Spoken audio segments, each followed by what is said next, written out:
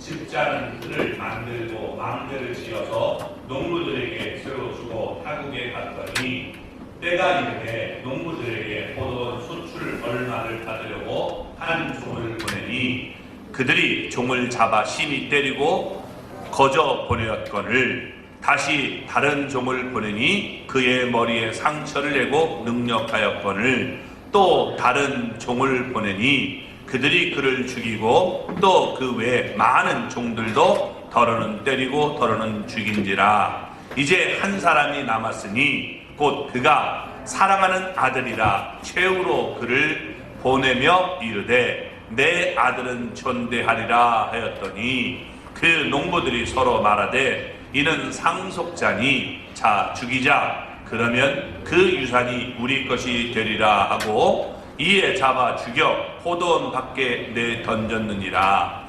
포도원 주인이 어떻게 하겠느냐? 와서 그 농부들을 진멸하고 포도원을 다른 사람들에게 주리라. 너희가 성경의 건축자들이 버린 돌이 모퉁이의 머릿돌이 되었나니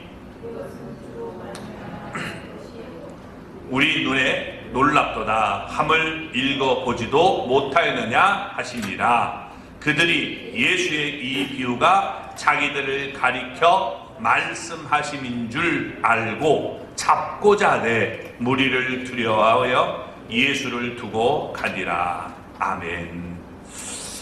할렐루야.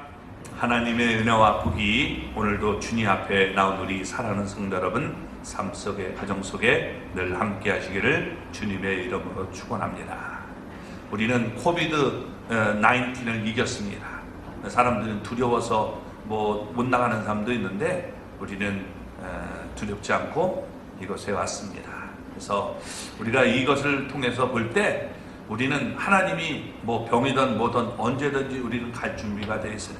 그래서 구원의 확신을 우리가 가지고 주님이 부르시면 나는 아주 다 털고 가겠습니다. 이런 자세로 우리가 언제나 살기를 바랍니다.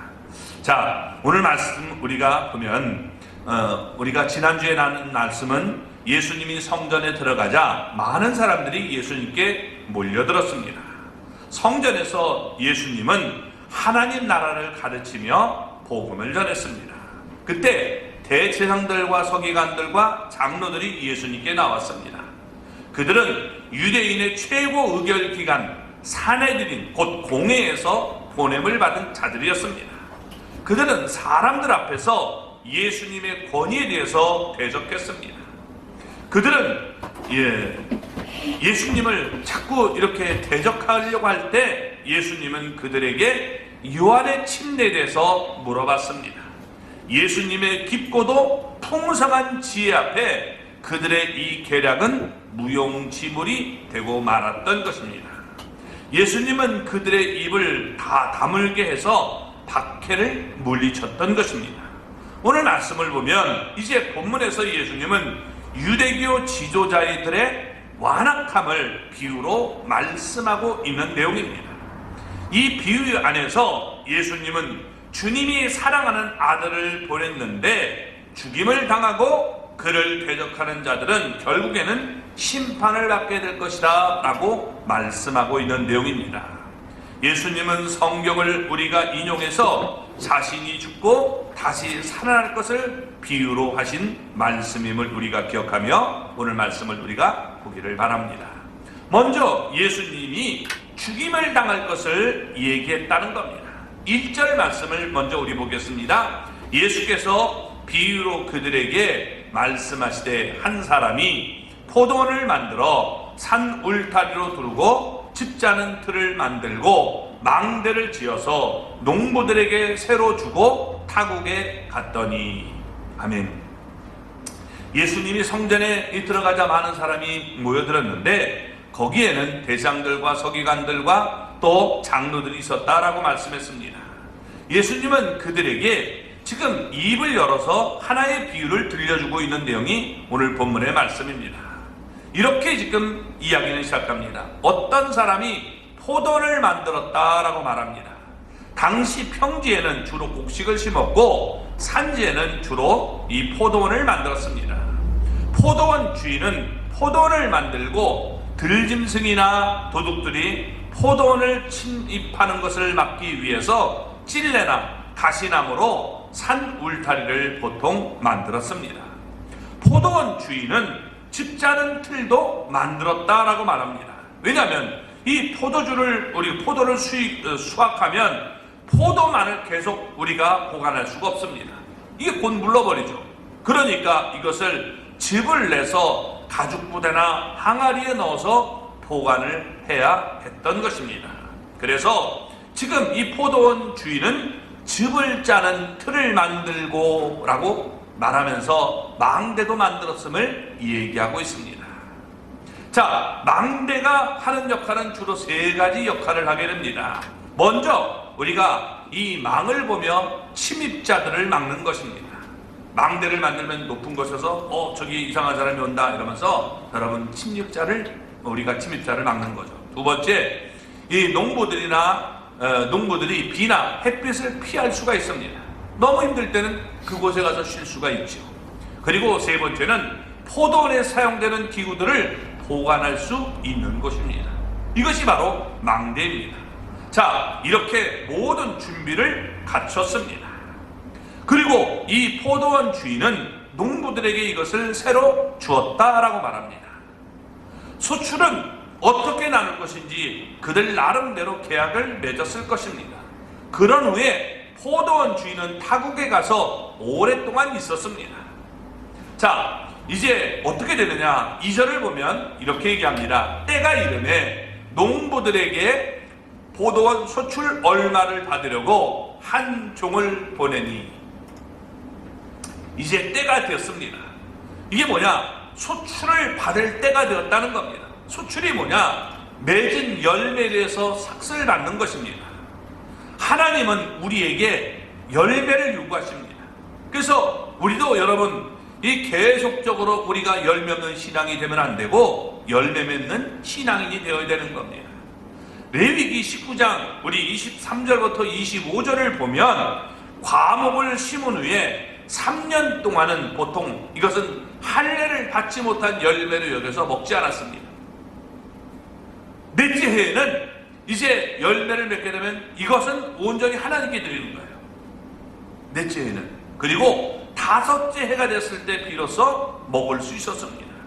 그러니까 이제 먹을 수 있는 해가 됐으니까 5년 이상이 여러분 우리가 되었음을 얘기하고 있는 겁니다.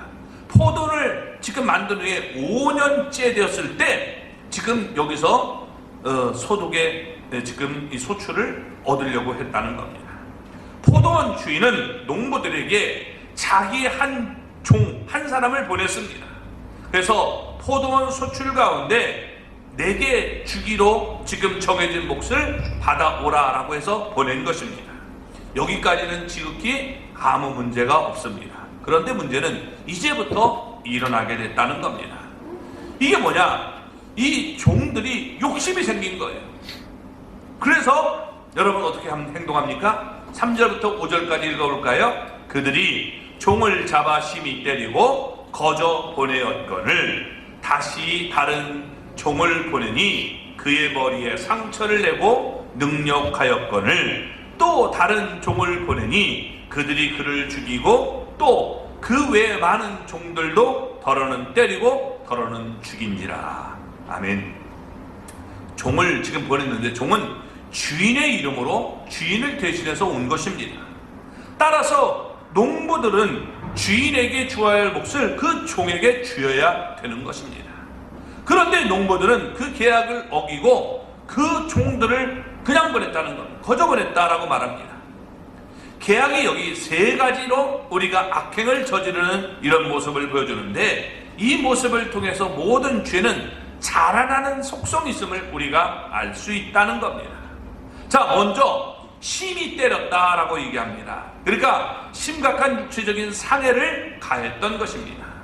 그리고 이제 치명적인 머리에 상처를 내고 능욕했다. 머리를 때린다는 건 이건 아주 여러분 어떻게 심각한 거죠. 그리고 뭐예요? 능욕했다. 이 능욕이라는 말은 아주 무시했다는, 존경받지 못하는 상태로 만들어버린 겁니다. 그래서 이게 아주 값 없는 그런 상태로 만들었다는 거예요. 티마조라고 하는데, 이 티마조 하면 이것은 가치 있는 모습인데, 아갑두면 부정어예요. 그러니까 가치가 완전히 없게 만들어버린 겁니다. 머리를 때려가지고 완전히 가치 없이 만들어버렸어요. 그리고 세 번째로 뭐라고 합니까? 그를 죽이고 더러는 또 죽였다라고 말합니다. 예, 그를 죽였는데 더러 많은 사람을 죽였다는 거예요. 이렇게 여러분, 죄는 자라나는 속성이 있습니다. 그래서 첫 단계에서 우리가 끝나야 되는데, 이 첫 단계가 끝나지 못하면 점점 여러분 깊은 수렁 속에 빠져들어가는 거예요. 그래서 우리가 욕심이 여기 들어가면 문제가 꼭 생긴다는 사실을 우리가 알아야 되는 겁니다. 자, 마귀가 이 행하는 이 죄악이 언제나 우리가 장성해서 결국에는 사망에 이르도록 만드는 겁니다. 그래서 마귀는요, 도둑질하고 죽이고 우리가 결국에는 어떻게 해요? 우리가 이 사망에 이르도록 만드는 이런 모습을 보여주는 겁니다.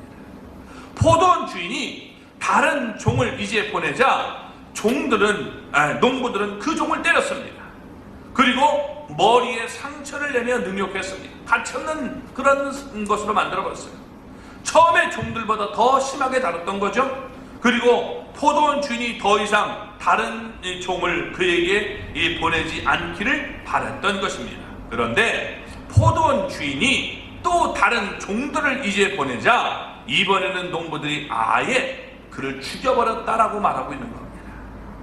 이 말은 뭐냐면, 다시는 이제 우리 앞에 이런 거 보내지 말라 하는 것이죠.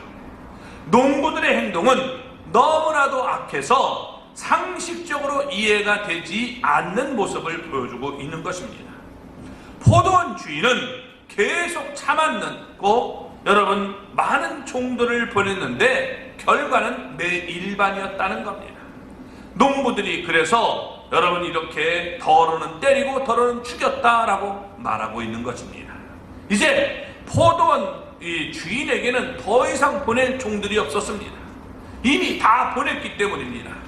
그래서 이제 어떻게 했느냐? 안 보내는 것이 아니라 마지막 최후의 수단을 쓰게 됩니다. 6절에서 우리 8절까지 읽어보겠습니다. 이제 한 사람이 남았으니 곧 그가 사랑하는 아들이라 최후로 이를 보내며 이르되 내 아들은 존대하리라 하였더니, 그 농부들이 서로 말하되 이는 상속자니 자 죽이자, 그러면 그 유산이 우리 것이 되리라 하고 이에 잡아 죽여 포도원 밖에 내던졌느니라. 아멘. 포도원 주인에게는 사랑하는 아들 한 사람이 남았다는 거예요. 독자죠. 여러분, 이 독자를 지금 이 농부들에게 보냈던 것입니다. 종은 종이기 때문에 대우를 제대로 해주지 않기 때문에 저렇게 때릴 수 있다 생각해서 이제 내 아들만큼은 존대해주겠지 하는 마음을 가지고 여러분 보냈던 겁니다. 그런데 이 포도원 주인의 기대가 어긋나고 말았다는 겁니다. 농부들은 포도원 주인의 아들을 보며 이제는 포도원 주인이 죽은 모양이구나, 그러니까 저 아들이 왔지, 저 아들만 죽이면 이 포도원 우리 것이 된다, 이렇게 생각했다는 겁니다. 그래서 농부들은 포도원 주인의 아들을 죽이고 그 몸을 땅에 묻지도 않고 포도원 밖에 내던졌다라고 말하고 있습니다. 짐승의 밥이 되도록 여러분 준 것입니다. 포도원 주인의 기대와는 달리 농부들은 그 아들을 존대하기는커녕 더 심하게 여러분 멸시했던 것입니다. 자, 이것은 비유로 얘기하신 것입니다. 무슨 얘기냐면, 포도원 주인은 여기서 하나님을 얘기합니다. 그리고 포도원은 이스라엘을 말하고 있는 것입니다. 농부는 이스라엘의 지도자들을 얘기하고 있는 겁니다. 그러니까 예수님 당시로 얘기한다면 대상들과 서기관들과 장로들을 가리키는 말씀입니다. 하나님은 그들에게 이스라엘을 맡기며 이스라엘 잘 돌보기를 바랐던 것입니다. 하나님은 때를 따라서 그의 종들, 곧 선자들을 보냈습니다. 선자들을 보냈는데 하나님은 이스라엘 백성들에게 의의 열매를 요구하며 하나님께 영광 돌리기를 원했던 것입니다. 그런데 그들은 선자들을 죽이며 돌로 치는 악행을 범했음을 마태복음 23장 우리 37절에서 볼 수 있는 것입니다. 최후로 하나님은 사랑하는 아들 예수 그리스도를 보내게 됩니다. 그리스도는 죄인을 구원하기 위한 하나님이 보내신 마지막 행동이었던 것입니다. 그러자 대장들과 서기관들과 장로들은 하나님의 아들을 이렇게 대접하기는커녕 존대하기는커녕 도리어 이제는 십자가에 못 박아 죽이기로 결정을 하게 되는 것입니다. 왜? 자기들이 이스라엘 위에 온전히 군림하기 위해서 이렇게 행동을 하게 된다는 겁니다. 예수님은 자신이 죽임당할 것을 알았습니다.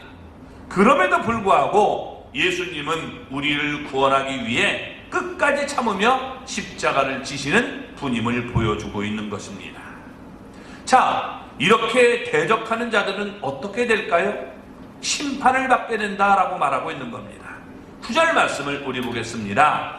포도원 주인이 어떻게 하겠느냐? 와서 그 농부들을 진멸하고 포도원을 다른 사람에게 주리라. 아멘. 농부들은 포도원 주인이 죽었다라고 생각하는지 모르지만 주인은 죽지 않고 여전히 엄연히 살아 있었습니다. 그러니까 이 포도원 주인이 와서 어떻게 하겠습니까? 여태까지 포도원 주인은 참고 참았습니다. 그런데 이제는 더 이상 안 되겠다. 그래서 여러분 어떻게 돼요? 그 농부들을 진멸하고 그 포도원을 다른 사람에게 주겠다라고 말하고 있는 것입니다. 심판의 내용을 우리가 볼 때 악한 농부들을 진멸하겠다. 그리고 자기 포도원을 다른 사람에게 맡기겠다라고 말하고 있는 것입니다. 여기 여러분 악한 농부들을 진멸하겠다라고 이스라엘을 심판하실 것을 얘기하고 그리고 어떻게 해요? 이것을 다른 사람들에게 넘겨주겠다라고 말하고 있는 겁니다. 우리가 여기서 중요한 깨달음이 있어요. 그게 뭐냐? 우리가 하나님의 은혜를 입었을 때 은혜를 갚을 줄 아는 신앙인이 되어야 되지, 내가 여러분 은혜를 잊어버리면 이게 여러분 어떻게 돼요? 심각한 모습이 되는 겁니다. 농부를 얼마나 사랑했습니까? 그래서 많은 혜택을 줬는데 그 은혜를 잊어버리고 죽이려고 했던 것이 얼마나 이게 안타까운 모습입니까? 그래서 하나님의 우리가 큰 은혜를 입었지만 올바로 응답하지 못하면 열매를 맺지 못하게 되고 결국 여러분 우리가 비참한 모습이 되고 마는 것입니다. 은혜를 잊어버리면 결국 내 모든 것을 다 뺏길 수 있다는 사실을 우리는 깨달아야 되는 것입니다. 그래서 은혜를 잊지 않는 우리 모두가 되기를 바랍니다. 은혜를 잊어버리면 여러분 나가는 거예요. 부모님의 은혜도 있고 여러분 우리가 하나님의 은혜도 있고 은혜를 잊어버리면 안 돼요. 그래서 은혜를 잊지 않는 사람, 그런 사람이 되시기 바랍니다. 옆에 사람 붙잡고 얘기하고 싶지만 우리가 손 안 잡기로 했기 때문에 안 하겠습니다. 그래서 여러분 정말 우리가 은혜를 잊지 않아야 돼요. 아멘. 나는 은혜를 잊지 않으려. 한번 내 마음속에 이렇게 마음을 이렇게 심장을 두드리면서 은혜를 잊지 마라. 자신에게 한번 해보시기 바랍니다. 은혜를 잊지 마라. 은혜를 잊지 않는 그런 사람이 되시기 바랍니다. 자, 이처럼 전능하신 하나님은 그의 선자들을 죽이며 그의 사랑하는 아들을 죽인 자들을 이제 심판하신다는 겁니다. 대장들과 서기관들과 장로들은 심판을 받고 권위도 다른 사람에게 넘겨지게 된다라고 말하고 있는 겁니다. 이 뭐냐? 이제 결국에는 그 아들을 어떻게 지금 대접했느냐에 따라서 그 사람의 장래가 갈라지게 되는 것입니다. 사람들은 미래에 대한 운명을 모르기 때문에 점쟁이를 찾아가서 물어보고 어떻게 될까요? 라고 여러분 얘기하지만 역시 그들도 몰라요. 모릅니다. 하나님 앞에서 물어보는 사람이 죄만 짓는 겁니다. 그러니까 물어보려고 하지 마세요. 하지만 여러분 사람의 운명을 우리가 알 수 있는 분명한 길이 있습니다. 그게 뭐냐? 여러분 예수 그리스도를 어떻게 우리가 받아들이고 있는가를 알면 그 사람의 운명을 알 수 있는 거예요. 예수 그리스도를 나의 삶의 구세주로 주님으로 영접하면 그 사람은 천국에 가는 겁니다. 그러나 예수님을 우리가 멸시하고 예수님을 받아들이지 않으면 그 사람은 여러분 지옥에 가는 일이 벌어지는 거예요. 그래서 내가 예수님을 어떻게 내가 지금 모시고 있는가를 우리가 살펴볼 수 있는 그런 사람이 되시기 바랍니다. 하나님의 기준이 있어요. 하나님의 기준은 예수 그리스도를 통해서 여러분 우리가 갖게 되는 겁니다. 이게 다 기준이 있단 말이에요. 기준. 우리 기준이 하나님의 기준과 다를 수 있어요. 이 기준 갖고 싸움하면 안 돼요. 하나님은 이 기준을 세웠는데 이 기준, 내가 그래도 이만큼 됐는데 내가 이만큼 세웠으니까 이만큼 올라와야 된다 라고 얘기할 수 있는 거예요. 그래서 이 기준에 여러분 우리가 오를 수 있는 그런 사람이 되는데, 그것이 뭐냐? 예수 그리스도를 영접하고 가는 거예요. 그래서 우리가 이런 모습을 갖기를 바랍니다. 자, 예수님을 영접하지 않고 예수님을 조롱하고 핍박한 그들에게는 어떤 운명이 나타나게 됩니까? 우리가 역사를 통해서 잘 알듯이 여러분 주 70년 이스라엘은 로마에 의해서 완전히 진멸하고 마는 겁니다. 그래서 이게 어떻게 되냐? 이스라엘은 성전이 무너지는데 이 돌 하나도 돌 위에 남지 않고 다 무너져 버립니다. 돌 하나도 이 돌 위에 남지 않고 다 무너져 버려요. 어떻게 해요? 놀라운 거죠. 예루살렘 성전이 금이 있었는데 여기다가 불을 확 질러버렸단 말이에요. 그러니까 이 금이 여러분 녹아서 이 바위 틈 사이로 들어간 거예요. 그 바위 틈 사이로 들어가니까 어떻게 돼요? 이걸 찾아야겠어요? 안 찾아야겠어요? 찾겠어요? 안 찾아야겠어요? 금이 들어갔네. 그러면 사람들이 그냥 지나갈 것 같아요? 그걸 어떻게든 캐내려고 하고 있어요. 캐냈죠. 그죠? 그러니까 여러분 어떻게 해야 돼요? 돌 위에 돌 하나 남지 않고 다 파헤쳐버리는 이런 일이 나타나게 된 겁니다. 그래서 완전히 쑥대밭이 돼버린 거예요. 유대인들이 수많은 유대인들이 학살을 당하고 마을들은 폐허가 되어버리고 말았습니다. 살아남은 사람은 세계 각처로 여러분 흩어지게 된 겁니다. 디아스포라라고 하는 사람이 생기게 된 겁니다. 파괴된 예루살렘 성전은 아직도 재건되지 못하고 있는 것입니다. 하나님은 로마를 들어서 패역한 이스라엘을 심판하여 진멸하게 된 것입니다. 포도는 다른 사람에게 넘어가게 되었습니다. 더 이상 제사장들과 서기관들과 장로들은 이스라엘의 지도자가 아니었습니다. 이스라엘을 지도할 이 권위는 예수님의 사도들에게 넘어가게 되었습니다. 예수님은 십자가 위에서 몸 버려 피 흘려 우리를 구원해 주었습니다. 예수님은 사도들에게 귀신을 내쫓고 모든 병을 고치는 권능을 주었습니다. 또 성령, 진리의 성령님을 보내줘서 그들이 하나님의 말씀인 성경, 신약 성경을 기록하도록 만들었던 것입니다. 우리가 2장 42절을 보면 참 이스라엘 백성들은 사도들에게 가르침을 받게 되었다라고 말하고 있습니다. 더 이상 제사장들이나 또 서기관들이나 장로들의 가르침을 받은 것이 아니었습니다. 왜냐하면 사도들이 영적 지도자가 되었기 때문에 사도들의 가르침을 따르게 된 것입니다. 이처럼 하나님은 그의 아들을 대적하는 자들을 심판한 것입니다. 하나님은 그들을 진멸했습니다.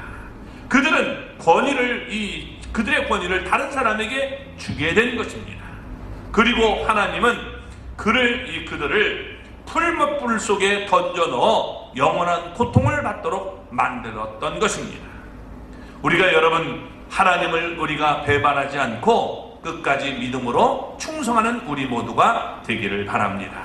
자, 예수님은 자신이 부활할 것을 이제 말씀하십니다. 우리 10절과 11절 말씀 읽어보겠습니다.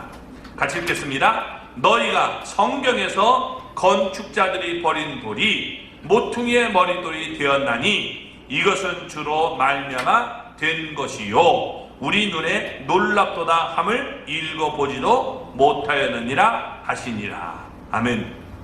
자, 여기서 건축자들의 이 버린 돌은 뭐냐? 예수님을 얘기합니다. 대상들과 서기관들 장로들이 예수님을 버렸다는 겁니다. 어떻게 버렸습니까? 예수님을 십자가에 못 박아 여러분 이 밖에 던져버린 것처럼 죽여 던져버렸다는 겁니다. 그런데 그것으로 끝난 것이 아닙니다. 건축자들의 버린 돌이 모퉁이의 머릿돌이 되었다라고 말하고 있습니다. 여러분, 이 건축자들의 버린 돌이, 모퉁이 돌이 뭘까요? 모퉁이 돌. 모퉁이 돌. 코너스톤이라고 하죠. 이 코너스톤이라는 말은 무슨 말이냐면, 건물을 지을 때, 우리가 건물을 지을 때, 여기 건물을 처음에 기준으로 하는, 이걸 기준으로 해가지고, 가로, 세로, 높이, 상하로, 지금 기초석을 만들었다라고 얘기하고 있는 겁니다. 그래서 여러분, 바로 그 머릿돌로 시작해서 우리가 건물이 지어져 가는 것을 보여주고 있는 겁니다. 이 모퉁이의 머릿돌이 무엇을 얘기하느냐? 우리가 사도행전 4장 10절 11절을 보면 여러분, 건축자들의 버린 돌이 십자가에 못 박히신 예수님을 얘기하고 있는 겁니다. 그래서 이 버린 돌은 예수님을 십자가에 못 박아 죽인 예수님, 그걸 얘기하는 겁니다. 반면에 모퉁이의 머릿돌은 다시 살아나신 예수님, 부활하신 예수님이 바로 모퉁이의 머릿돌이 되고 있음을 보여주고 있는 거예요. 성경은 언제나 예수님이 초점이지 여러분, 다른 게 초점이 아니에요. 지금 아주 신천지 때문에 이 교회들마다 지금 우리나라가 완전히 지금 쑥대밭인데, 여러분, 이만희가 기준이 어디가 돼요? 말도 안 되는 그런 얘기를 하고 있죠. 예수님이 기준이, 예수님이 언제 여러분 그런 것을 이만희에게 넘기는 게 어디 있습니까? 이긴 자라고 했는데 무슨 이기긴 뭘 지금 바이러스 하나도 못 이겨가지고 지금 도망 다니고, 모르겠어요. 아마 제가 볼 때는 이만희도 지금 무한폐렴에 걸리지 않았을까? 걸리길 기도해야 되나요? 모르겠는데, 여러분, 이 정말 지금 나타나지도 않아요. 어디 가서 처박혀 있는지. 그죠? 아마 그럴 거예요. 자기 형 죽어가지고 거기서부터 이게 발행돼가지고 지금 엄청난 이런 일이 일어나고 있지 않습니까? 이 조직적으로 이게 막 교회 안에 쑥 들어와가지고 하기 때문에 요즘에 교회마다가 다른 교회 이 교회들 들어오지 못하게 지금 하고 있는 모습을 보여줘요. 2주 동안 이게 지금 돼서 저 사람이 왜 지금 신천지에서 명령 떨어진 게 교회들마다 잠입해서 우리만 이게 아니라 교회도 이게 지금 숙주가 되는 그런 것으로 만들라 해가지고 그런 것이 이게 진짜인지 가짜인지 확인할 수 없지만 진짜 그들에게서 갖고 있던 문자를 보고 그런 얘기가 나왔으니까 그건 뭐 사실이라고 볼 수 있지만 그런 얘기가 돌고 있지 않습니까? 이 교회마다 비상이 되는 거예요. 지금 교단에서 다 내려오는 것이, 기독교에서 지금 이 회개에서 내려오는 것이 뭐냐면 그들 들어오지 못하게 하라. 그래서 우리 교회도 보면 앞에 보면 막 이 신천지 아웃해놓고 뭐 해놨어요. 그런 모습이 있는 거죠. 자, 예수님이 여러분 이게 죽은 자가운데 살아나셔서 우리가 머릿돌이 되신다는 거예요. 그래서 머릿돌에서 그 위에 교회가 세워지고 우리가 하나님 나라를 건축하는 그런 모습을 보여주고 있는 겁니다. 그래서 예수님은 죽게 되지만 부활하셔서 모든 사람들의 믿음의 우리가 건축을 그 위에 세워나가는 모습을 보여주고 있는 겁니다. 그러면 여러분, 지금 이 비유가 지금 얘기됐을 때 그들은 어떻게 행동했을까요? 12절 말씀을 보겠습니다. 그들이 예수의 이 비유가 자기들을 가리켜 말씀하심인 줄 알고 잡고자 하되 무리를 두려워하여 예수를 두고 가니라. 아멘. 지금 그들은 예수님께 나와서 예수님의 권위에 도전하며 대적한 유대의 대상들과 서기관들과 장로들을 말하고 있는 겁니다. 그들은 이 비유가 우리를 향하여 하고 있구나, 이것을 깨달았다는 겁니다. 여러분, 충분히 그들은 이해했습니다. 지각이 있는 사람이에요. 이게 나를 향하여 하는 말이구나 하는 걸 알았습니다. 그들이 무엇입니까? 그들의 조상이 선자들을 죽였고 돌로 쳤음을 알았습니다. 또 그들이 이제는 자신이 예수님을 죽이려고 한다는 사실도 알고 있었습니다. 그들은 모퉁이의 머릿돌이 된 버린 건축자들의 이 돌이 바로 예수 그리스도다라는 것도 알고 있었다는 겁니다. 그러면 여러분 어떻게 해야 돼요? 그들이 이것이 우리를 향한 말씀이구나 하는 것을 예수님이 하실 때 알았다면 어떤 행동을 해야 될까요? 1번 회개, 2번 죽여야 된다. 어떤 행동을 해야 돼요? 회개가 마땅한 건 아닙니까? 회개에 마땅합니다. 그런데 여러분, 그들은 회개하지 않았다는 겁니다. 만약에 그들이 회개하고 하나님의 아들인 예수 그리스도를 영접했다면 그들은 모든 죄를 사함을 받았을 것입니다. 심판에 이르지 않았고 영원한 생명에 얻었을 것입니다. 그런데 그들은 회개하지 않았다는 거예요. 돌이키지 않습니다. 왜? 자기 의에 사로잡혔기 때문에 그래요. 내가 여러분 자기 의에 사로잡히면 다른 사람을 다 정죄해요. 저건 저래서 나쁘고 저건 이래서 나쁘고, 그래서 문제가 되는 거예요. 내가 여러분 이게 내가 기준이 되면 문제가 생기는 거예요. 왜 내가 기준이 돼야 됩니까? 하나님 말씀에 비춰봐야 되는 것 아닙니까? 그 내가 잘못했다면 내가 고쳐야 되는데 나는 안 고치고 그 말한 사람이 미운 거예요. 그게 문제가 되는 거죠. 따라서 그들은 예수님을 더 증오하면서 잡고자 했다는 거예요. 저는 꼭 잡아가 죽여야겠다. 그런데 죽이려고 했지만 그 자리에서 예수님을 잡아 죽일 수가 없었습니다. 왜냐하면 많은 무리들이 예수님을 따르고 있었기 때문입니다. 예수님을 여러분 따르고 있는데 예수님을 지금 죽이면 어떻게 돼요? 사람들이 돌로 들어서 여러분 쳐 죽일 수 있으니까 하나님은 두렵지 않은데 따르는 백성들이 더 두려웠던 것입니다. 그래서 여러분 우리가 이제 다음부터 어떻게 행동하느냐? 또다시 예수님을 이제 책잡기 위해서 사람들을 예수님에게 보내는 모습을 보여주고 있는 것입니다. 그래서 계속 여러분 이런 행동이 나타나게 되는 거예요. 그래서 우리가 보면 어떻게 해요? 대상이 사람을 보내고, 또 우리가 여기 보면 누가 또 보내요? 여기 보면 우리가 세 종류의 사람이 나오잖아요. 누가 나와요? 대상들이 나오고, 그 다음에 바리새인이 나오고, 그 다음에 장로들이 나옵니다. 이런 사람들이 예수님을 죽이려고 책하는 그들의 무슨 어려운 질문을 가지고 와서 예수님을 책잡으려고 하는 그런 모습을 보여줘요. 그래서 이제 우리가 그것을 하나하나 우리가 해나갈 텐데 예수님은 어떻게 그것을 이기시는가를 우리가 볼 수 있습니다. 자, 우리 충성된 성도는, 정말 진정한 믿음의 사람은요, 여러분 책망을 들을 때 내 자신이 잘못했는가 돌아보고, 그리고 여러분 하나님을 더욱더 의지하는 사람이 진정한 하나님의 사람인 거예요. 내가 이게 뭐냐면 죽으려고 하는 사람은 어떻게 하느냐? 회개하려고 들지 않아요. 그리고 여러분 어떻게 해야 돼요? 그를 오히려 더 미워하고 죽이려고 하는 이런 모습이 나타나게 된다는 겁니다. 이게 망하는 거예요. 요한일서 5장 12절을 보면 아들이 있는 자에게는 생명이 있고 하나님의 아들이 없는 자에게는 생명이 없느니라 라고 말했습니다. 우리는 하나님의 아들 예수 그리스도를 믿어서 영원한 생명을 얻은 것입니다. 우리에게 독생자를 주신 하나님의 은혜에 감사하며 영광을 우리는 돌려야 되는 것입니다. 십자가 위에서 자기의 몸을 버려서 피를 흘려주시고 우리의 모든 죄를 여러분 용서해 주시고 우리를 구원해 주신 그 주님, 그 주님의 은혜를 안다면 우리도 여러분 이렇게 내가 희생하며 또 우리가 사랑하며 살 수 있는 그런 마음의 자세를 달라고 우리도 해야 되는 겁니다. 그럴 때 우리가 여러분 세상을 이기며 하나님 앞에 영광 돌리는 우리 모두가 될 수 있는 겁니다. 이런 은혜가 우리 삶에 넘쳐나기를 주님의 이름으로 축원합니다.